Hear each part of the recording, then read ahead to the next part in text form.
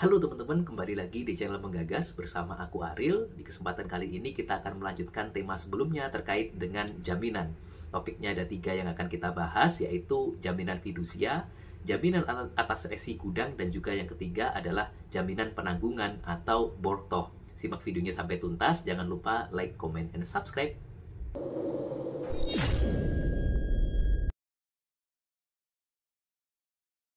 Berdasarkan ketentuan pasal 1 angka 2 Undang-Undang Nomor 42 Tahun 1999 tentang jaminan fidusia, jaminan fidusia adalah hak jaminan atas benda bergerak baik yang berwujud maupun tidak berwujud, dan benda tidak bergerak khususnya bangunan yang tidak dapat dibebani hak tanggungan sebagaimana yang diatur dalam Undang-Undang Nomor 4 Tahun 1996 tentang hak tanggungan.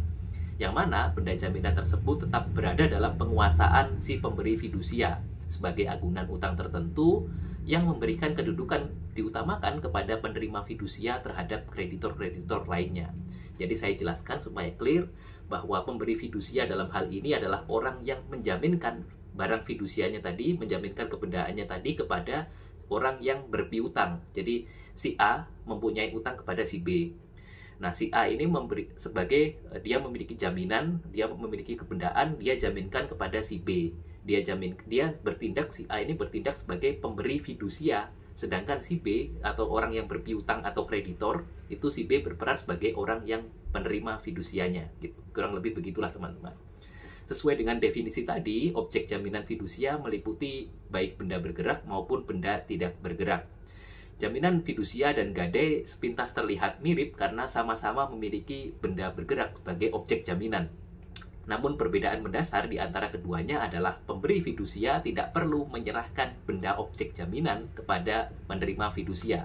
Sedangkan pada gadai tadi, syarat sahnya gadai adalah benda bergeraknya tadi dipegang oleh si penerima gadai atau si orang yang berpiutang gitu. Kalau di sini bendanya tetap ada pada orang yang berutang. Kurang lebih demikian.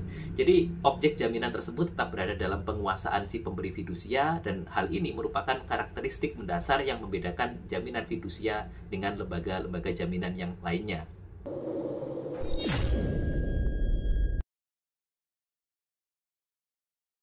Berdasarkan ketentuan pasal 1 angka 9 Undang-Undang Nomor 9 Tahun 2011 tentang perubahan atas Undang-Undang Nomor 9 Tahun 2006 tentang sistem resi gudang, hak jaminan atas resi gudang yang selanjutnya disebut hak jaminan itu adalah hak jaminan yang dibebankan pada resi gudang untuk pelunasan utang, yang memberikan kedudukan diutamakan bagi penerima hak jaminan terhadap kreditor yang lain.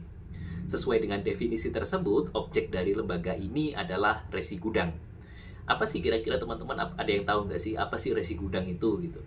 Jadi menurut pasal 1 angka 2 Undang-Undang Sistem Resi Gudang, resi gudang didefinisikan sebagai dokumen bukti kepemilikan atas barang yang disimpan di gudang yang diterbitkan oleh pengelola gudang.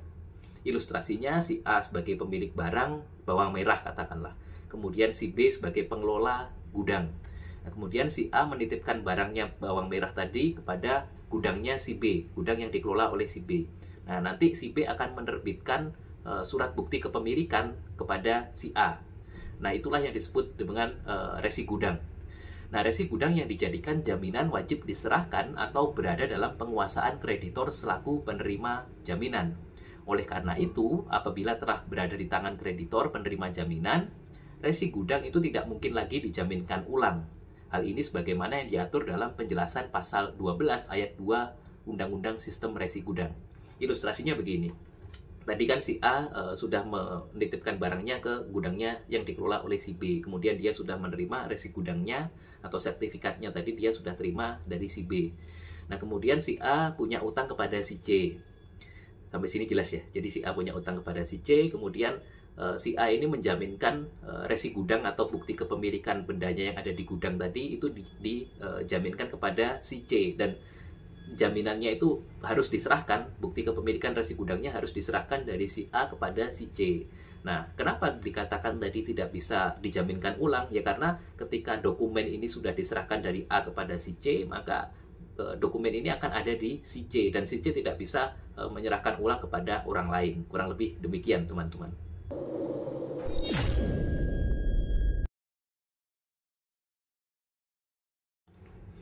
Berdasarkan pasal 1820 BW atau Berkelek Wetboek atau Kitab Undang-Undang Hukum Perdata, penanggungan adalah suatu perjanjian dengan mana seorang pihak ketiga guna kepentingan si berpiutang mengikatkan dirinya untuk memenuhi perikatan si berutang manakala orang ini tidak bisa memenuhinya.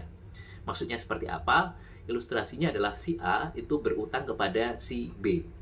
Nah, kemudian ada si C sebagai pihak ketiga, dia menjamin bahwa jika si A tidak bisa memenuhi kewajibannya kepada si B, maka si C akan mau untuk memenuhi kewajiban si A tersebut kepada si B. Kurang lebih seperti itu.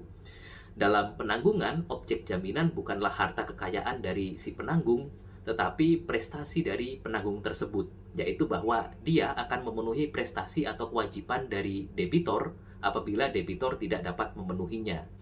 Teman-teman, terima kasih sudah menyimak videonya sampai tuntas. Jangan lupa like, comment, and subscribe untuk mendapatkan konten-konten yang menambah wawasan bagi teman-teman. Dengan menggagas, kita semakin cerdas. See you!